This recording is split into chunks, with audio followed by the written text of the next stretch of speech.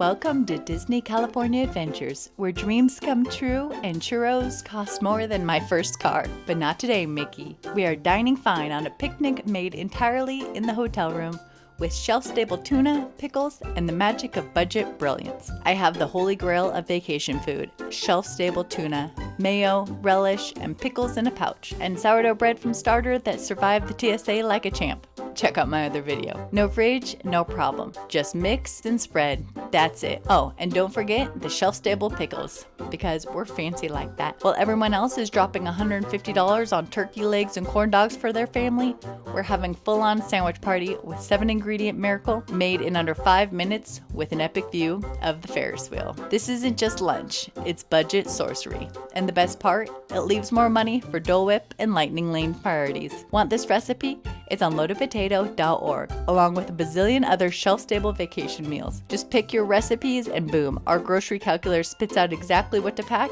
and you can order it from Amazon and have it delivered straight to your hotel. You don't have to spend Disney dollars to eat like royalty in the parks. You just need a little planning, a pouch tuna, and some deep disrespect for overpriced snacks. So like and follow and check out loadedpotato.org, and let's budget our way to Disney magic together.